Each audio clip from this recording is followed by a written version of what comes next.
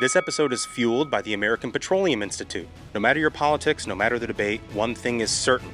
America runs on affordable, reliable energy. America's policies must recognize that Americans benefit from making, moving, and improving the energy right here in America. Today, America's oil and natural gas industry supports nearly 11 million jobs and provides American energy to keep this nation strong. Learn how at api.org. I want to welcome a very special guest. We're just so honored to have her in studio as a part of her swing to the greater DMV. She's the former UN ambassador, former governor of the great state of South Carolina, and now a serious contender for the nomination to be president of the United States. Nikki Haley, welcome to the program. Thank you. I told you I would be a serious contender. You did. Right off the jump, you did. You know what's funny about that? So the first time you came in here and it was a conference room table, which, I mean... Yeah, you guys have really stepped it up. It must have been the time that I came. It was. And then that was it. All the success is because of you. That's exactly right. But I think our takeaway right from the beginning, and we didn't know each other well, but we knew people in all of our extended worlds, and our takeaway was from a public persona. Something felt very different about your launch of this campaign. It felt super authentic, and not that your public persona was inauthentic in any way, but it felt like this is a woman who's very confident in running what she's going to run on. She knows exactly who she is, and she's going to let the chips fall where they may. She's not going to try to sort of retrofit her personality, her background, her experience into somebody else's electorate. You're just going to be you, and if it doesn't work out, great. And we all kind of looked at each other after that interview, and we're like, well, this feels different. This feels like everybody's got their opinions about everybody in this field. But one of the things that you're just shattering the misconception from the jump was that you were going to try to put together a cookie cutter campaign, and it just never was that. And it feels like you're kind of reaping the rewards of that because you've continued it all the way through. I trust the American people. I think at the end of the day, they can tell if you're genuine or if you're not. And so I think the best way to do it is you put your truth out there and let the chips fall where they may. That doesn't always work. But you have to be true to yourself, because what's worse is if they see you're trying to fake it. Yeah. And I don't do that well. I've never done that well. I don't want to start now. And I just think it's better. I think people want the truth, even if they don't agree with you. Yeah. They want to trust you and know that you're going to tell them the truth. And, I've noticed that when I was governor. I saw that when I was ambassador. I mean, you're dealing with all these tyrants on the world stage. Mm-hmm. But they trusted me because they knew I was going to tell them what America was for and what America was against. I didn't care if they didn't like me, but I was going to be honest with them. And I think the American people are the same way. I think it's, you throw it out there, you say, this is the challenge, these are the challenges I see, these are the solutions.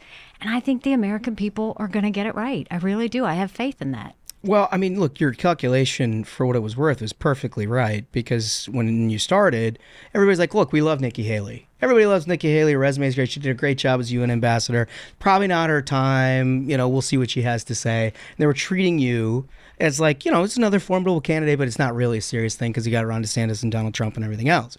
And then you fast forward 4 months, you hit a debate stage, and immediately everything starts changing. People start evaluating candidates based on, 1, their authenticity, 2, their command of the issues, how they interact with one another. And it felt to me, I don't know if it felt like to you, but it felt like that Milwaukee debate was like a Evel Knievel ramp for the Nikki Haley campaign. You're forgetting one key component of that debate was putting Vivek Ramaswamy in a locker. And twisting the combination. It's spoke to me on a personal level that I appreciate so much. I mean, look, first of all, he is quite the fan of himself, in case you haven't noticed. Oh, I've noticed. Yeah. But the way I looked at it is, if you're going to do a race, and if you're going to do a campaign, do it right or don't do it. And I've always been like that in everything. And so, the first thing is we wanted to get a good launch off. That happened in Charleston. We had thousands of people. I knew South Carolina would have my back if we, ran a good campaign. Second is we wanted to build relationships in Iowa and New Hampshire. We've done over 100 town halls now, answering every question, shaking every hand. I'm the last person to leave. It was building relationships and trust with them. And then we wanted to show we had financial strength. I didn't have all the millions that the rest of the guys brought to the table, but I knew how to spend it. And I knew that you don't waste it. You make sure every dollar goes to TV where the masses can see you. So, yes, we've been flying commercial, and yes, we stay in a lot of garden inns and residence inns, but the dollars are going to the voters, and that's where I wanted it to go. And then it was the debate stage. Yeah. And I knew on the debate stage that if we could get the masses to hear me, just on what I thought the problems were, what I thought the solutions were, that would be the gut check I needed to see if we were going forward. And the surprising thing was, they throw it to the girl to answer the question about abortion. And I threw my truth out there to let the chips fall where they may. And within 24 hours, 1,500 women signed on to our campaign. Is that right? Like, it went like wildfire. And I thought, this isn't going to be good. I don't know about Iowa, how they're going to take it or any. But everybody took to it. And so in our town halls, we've got suburban women, we've got independents, we've got conservative Democrat women. We got college girls in airports will stop me now, all because of that. And what that tells me is what I always knew was true. People don't want to be judged. Like, that's not a place of a leader to judge people. What you're supposed to do as a leader is communicate and try and find ways to bring out the best in people to go forward. And so you look at the abortion situation, you see what happened last week and the losses that we have. And Republicans have to realize, one, this is a story of addition. We need more people with us than pushing people away. Two, it's not just what you think, it's how you say it. Like, say it in a way that's respectful. You don't have to be hateful about it.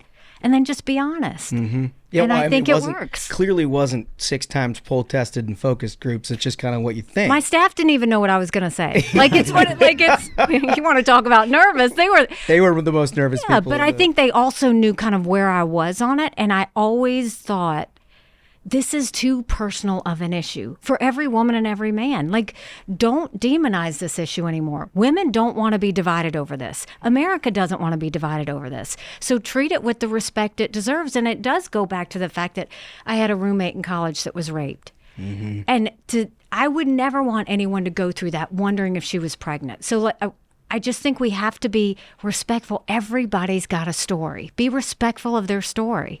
And, I don't want people to judge me for being pro-life. Right. And why would I judge them for being pro-choice if I don't want them judging me for being pro-life? So it's just, treating people the way you want to be treated. Yeah, a whole bunch of issues out there. And one of the things I think Smug brought up in our post-debate wrap and why he thought that you won this last debate was because of the central nature that foreign policy has sort of become here since October 7.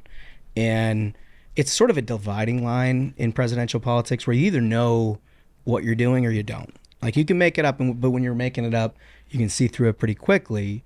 And it was instinctive, like you knew what you were doing. I mean, I'm paraphrasing, but that's basically what you were saying. Yeah, so, I think you definitely had a strong showing in Milwaukee, but I feel like when the American voter is on a daily basis inundated with stories about how Biden is mishandling an incredibly important situation, and it's like a lot of baggage has been building with us. The disastrous Afghanistan withdrawal, the way that the world no longer sees America as a strong nation, no longer, dictators are emboldened around the world when Joe Biden is in the White House. And I think following the terrorist attacks on October 7th, you match up incredibly well against him, because I know on the world stage, you made it clear at the UN, a lot of those bad actors don't want to be dealing with you on the other side of the table.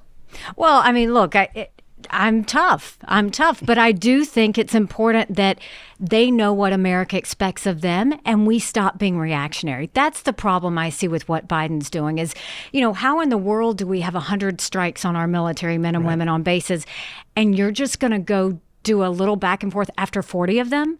Like, you should have done it after the first one. We have like brain injuries of our soldiers. This is my husband's deployed. The thought that they're not protected is unthinkable, but that's what's happening. And what's interesting is in Iowa, New Hampshire, South Carolina, and across the country, they were talking about inflation. They were talking about the border. They were talking about the lack of transparency in the classroom, and they were talking about China. But once October 7th hit, it really went to a level that I haven't seen, because I think it was the horror of it, but I also think it's the division of what's happening in our country.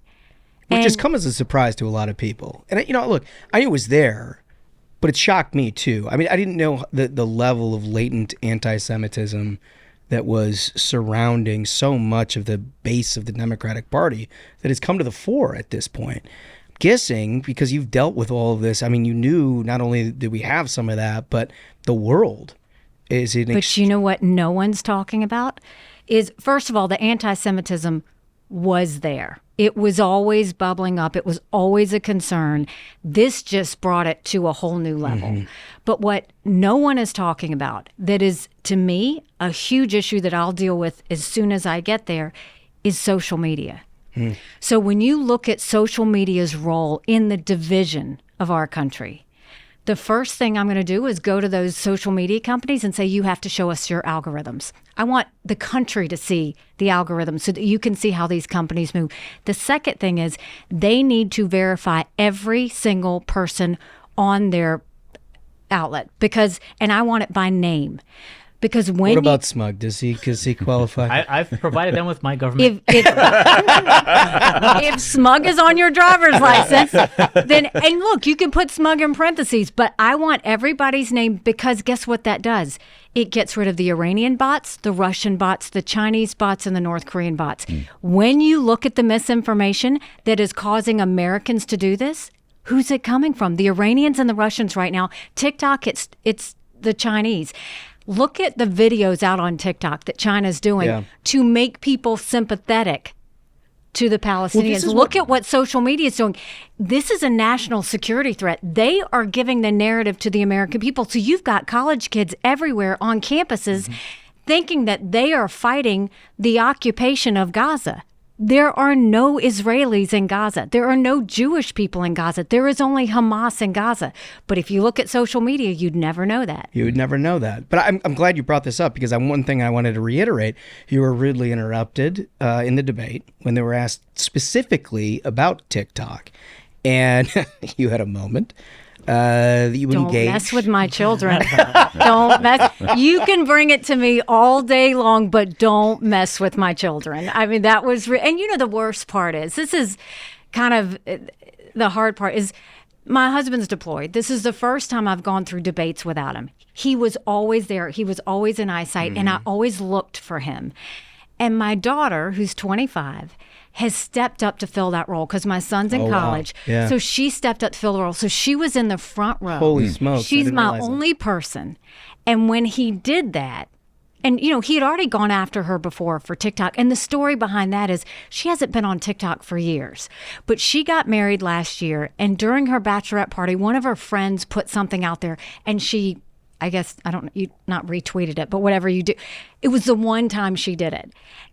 But that doesn't even matter. She's 25. She's an adult. I can't. Well, I mean, there's like tens of millions of it. It's not up to them to set policy on. But she's sitting in the front row. And when he calls her out like that, you know, I was so. We saw Mom come out. Well, and she was giving me like the biggest grin, like, don't do it, Mom. Don't do it. Don't do it. Like she knew what was coming. But, you know, come on. But the issue with Vivek is that, first of all, yes, it was personal, but he and I have major policy differences. Totally. You know, people keep saying, oh, they've got a thing. Yeah, it's called policy differences. We disagree on so much. Like, he thinks Israel can handle this on their own and we don't need to be there. He thinks you should give Ukraine to Russia and deal with it. He thinks we need to be friends with China because, like, we are so polar opposite that, you know, that there's no way we're ever going to. He managed to make the question about abortion about men's rights. I noticed as well. It's just like on every single thing he finds a way to be like, how online can I possibly be? But you know, it's the Trump talking points. That's what he's doing. He's the Trump spoil in all of this. He knows what they want out there, so he's playing that Trump game. I spoke with another candidate who was on the stage with you that was making their case for how they had done a great job. And one of the things they said was, Nikki's got the best thing going right now because she's turned Vivek into her human punching bag. And there's no way around it. Every time she engages him, the rest of it doesn't matter what you're doing. And I found this watching the debate. You stop and you're like, hold on, wait a minute. And then you pay attention to it. The crowd gets quieter. Because what's going to happen next is since Milwaukee, That's like a moment. It's not what I want. I'm sure like it's never. I don't go in there like he goes in there with these planned comments and speak. The 3-inch heels. Like he had all the. I don't go in practice like that. I go in and it's a lot of gut and instinct, and you go. And so I actually was like, you know what? I'm not going to engage. I'm not going to engage him because we are not going to let this debate be about him. But what happens? He comes out of the gate. He hits the female chair of the party. He hits the female anchor on the platform, and then he hits me. And I'm not saying anything. I ain't saying, I'm just saying. But he might have a girl problem. I'm just saying he might have a girl problem. And so, when he did that, I'm like, is it going to be this kind of debate? And I really, if you notice, he said some things and I let it go. But there's just something about him. Yeah. That like you can't let it go because it's like it's so against the values of America. It's so against I believe in freedom and I believe in people's rights and all of those things, but he takes it to a level that's not trustful. Right. Mm-hmm. And I've said it before, I don't trust him. Right. Well, perhaps his background would eliminate a lot of experience in dealing with that's a good point. He also has an experience problem and you mentioned that you have a policy difference with him. You also have a very, very big experience difference with him. And one of the things I wanted to ask you about is, right before Margaret Thatcher became prime minister in England, the country was in a very, very bad place. The economy was on the ropes. Foreign superpowers were sort of on the rise. And people wanted strong leadership.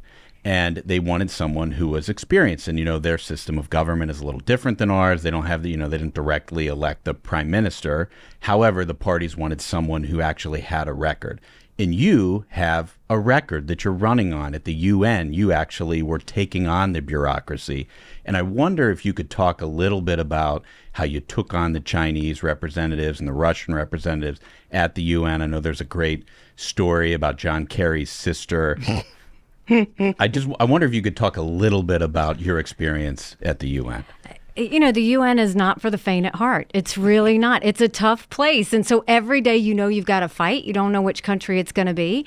But I went in there knowing I just was going to be honest with them and tell them exactly where we were. But every day, China, Russia, Iran, Israel, the Palestinians, I dealt with them every single day at the UN. And the thing is, I kept the Russians closer to know what they were doing. I had a team at the UN that I put together that I wanted them to watch the Chinese every step they made, whether it was language putting in a resolution, whether it was someone trying to get the head of an agency. I really watched them very closely so that we could always be one step ahead. It was really important that we did that. But American strength isn't happening when you're just nice. American strength happens when they know you have friends. Mm-hmm. And that's the part I see America getting away from. Mm-hmm. They knew that NATO, there's nothing that upsets Putin more than NATO. Seeing everybody come together, seeing the fact that they could do that. There's a reason Russia's never invaded a NATO country. They've invaded Georgia, they've invaded Ukraine, they've invaded Moldova. They've never invaded a NATO country because they know what that alliance can do. And China, I saw China every day literally becoming more and more aggressive with other countries by putting projects in their countries and then waiting for a time like this when they can't pay it and then them saying, okay, you can't pay it, give us your port, give us your utility, give us your military installation. That's how China moves. And so it was always just being very alert and strong on what they were doing. But I remember there was a resolution that we were working on, and it was after the chemical strikes that Assad did in Syria, where we saw so many children die. And we were trying to go and condemn Syria and what they were doing. And I had a meeting at the White House. I would only come for National Security Council meetings, and I'd head back over. And they were negotiating, and they were about to push a resolution through. And I flew back to New York, and then my team was stalling and keeping it. And as soon as I walked in, the Russian was like, no, you can't come in here. We've been working on this. And I said, I'm here now. And guess what? It's all changing. And they knew. And we changed it and we gutted it. And they didn't get through with what they're doing. We always stood for America, always. And they knew I was never going to give them a pass. And, you talk about John Kerry, that goes to the bureaucracy of the State Department and every agency we have in D.C. Yeah. There is a deep state. That's not something that's over-exaggerated. When I gave my first speech at the UN, it was in support of Ukraine, and it was against Russia for their invasion of Crimea. And I remember right before I was getting ready to give the speech, you send it to the NSC so they know what you're going to say. The State Department called right away and said, you cannot give that speech. And I said, why? I said, is there something wrong in it? And they said, well, you can't talk like that. And I said, look, you can change anything if it's not factual, but that is how I talk. Right. And that's what we're going to say. And then they just saw that I kept doing it over and over. And I just didn't. They were trying to pretty it up. They were trying to be nice. Yeah. It wasn't a time to be nice. You had to be honest. You had to be straightforward. And so getting to the Kerry thing, my first week at the UN, you're drinking from a fire hydrant. Mm-hmm. And someone gets on the phone with a group of reporters and tells them what my agenda is. And it wasn't anything on my agenda. And I said, go find out who this is and fire them. They came back. It was John Kerry's sister. I mean, unbelievable. She worked at the U.S. mission of the United Nations. And I said, you got to get rid of her. And they said, we can't. She's here for 6 more months. And I said, take her key pass, take her computer. I will pay her to sit at home for 6 months. And she never walked back in the doors again. And it set the tone for everybody else in that mission to know we are not puppets for the State Department. We have a job to do. That job is in this building. And you stay focused. And everybody did that. The Foreign Service officers and those there, no one tried that again. What a perfect story to illustrate how you ran that place. I love it. So can we talk brass politics for a minute? Sure.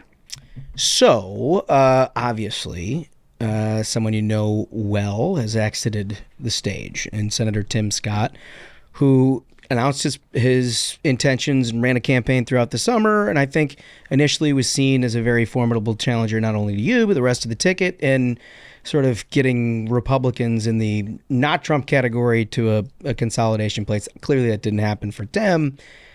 But I think in comparison to where we were in like 2016, the last time we ran a full wide open primary, to where we are here in 2023, consolidation seems to be happening much quicker.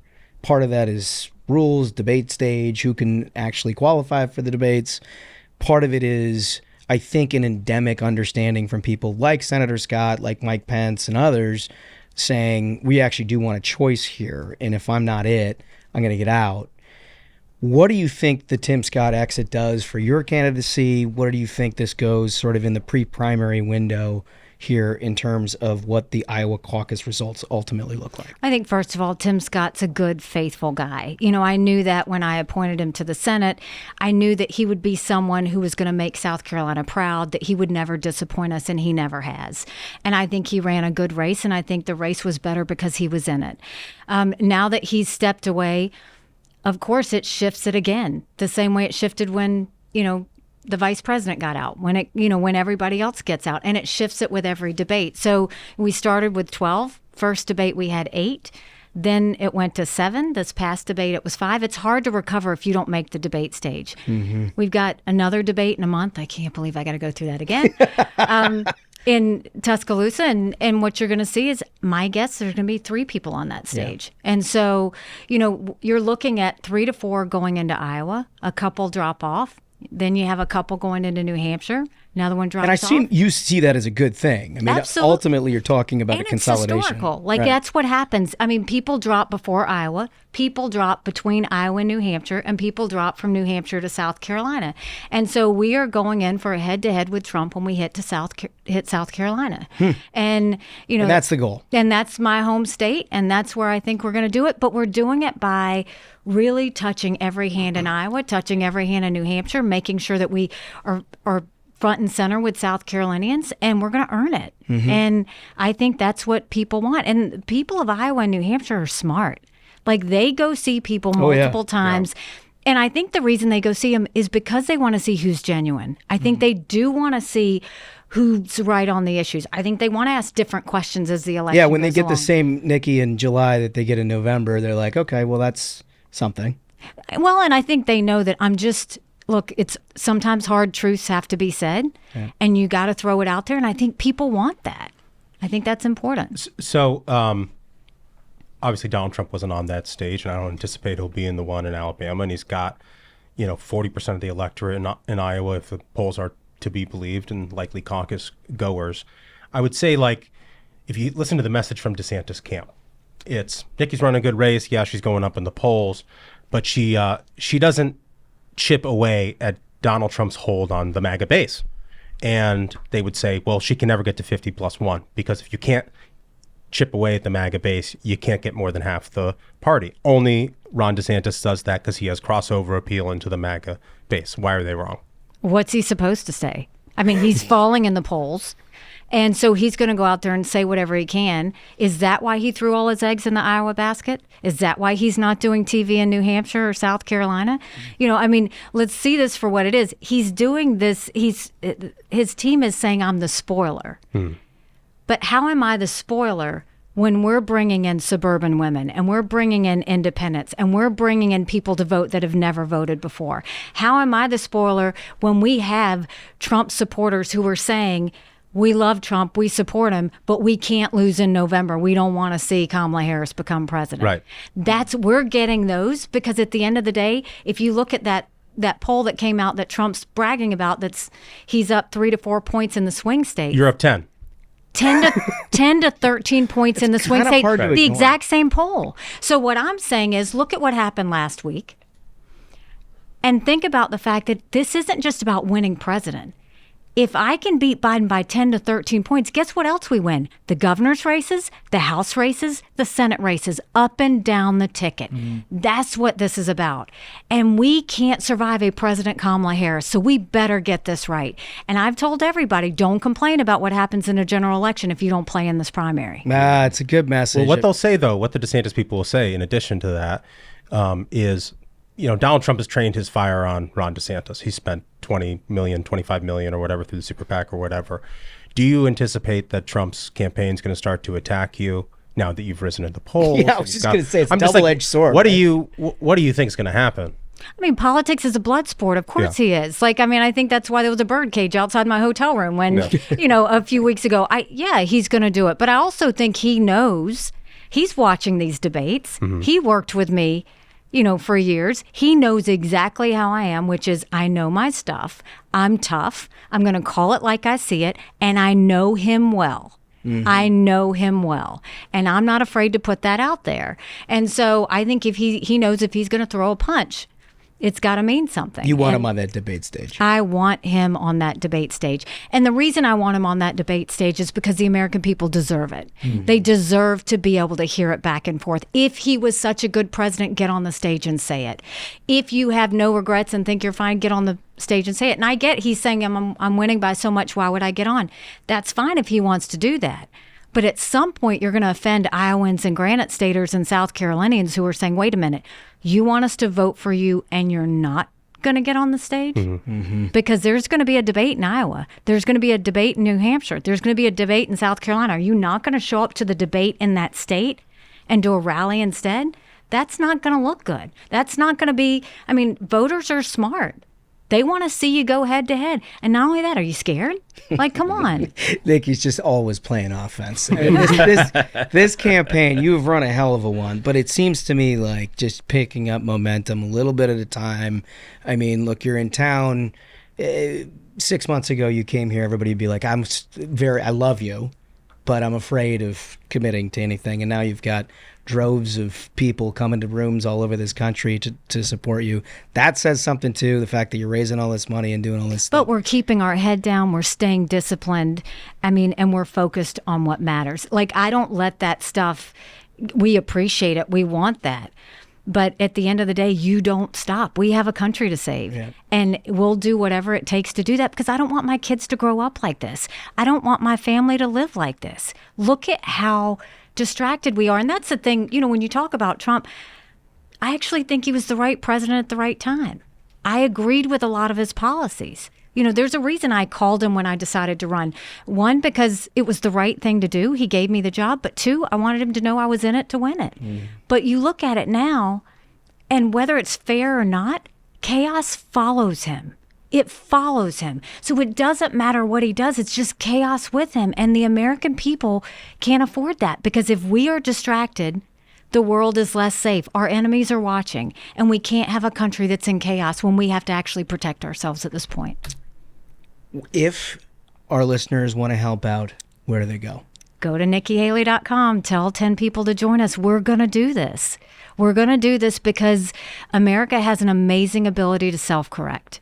And the self-correction is not about a person or a former president or the candidates on the stage. A self-correction is stopping the division that is happening in our country. Mm-hmm. Because America's got to get this right. We don't have the option of a President Kamala Harris. We just don't, because we won't survive that. I noticed that you just skip right over the Joe Biden. Because he's not there. He's not there. We've noticed it, but it is something else coming from you. Yeah. It is. It's interesting. I love that. Listen, thank you for your time. We're going to let you. You're the busiest politician in the business. You're going from here to 8 different places. I mean, you guys too. You were at the debate, like y'all, and now y'all are getting pretty flashy. Like, what's going on? I mean, it's like Smug's like walking with new kind of swagger about himself. I got a neon sign. I know. I can tell. It's like totally. It's ginning him up. I mean, it took me like 2 days to recover from it, and you just kind of like on to the next. But anyway, thank you for everything you're doing. Thank you for coming on the program. Thank you for your team being so honest and open with us when we're asking questions about things. So we'll look forward to next time. Go to NikkiHaley.com. Join the movement. Thanks. This episode is fueled by the American Petroleum Institute. No matter your politics, no matter the debate, one thing is certain. America runs on affordable, reliable energy. America's policies must recognize that Americans benefit from making, moving, and improving the energy right here in America. Today, America's oil and natural gas industry supports nearly 11 million jobs and provides American energy to keep this nation strong. Learn how at api.org.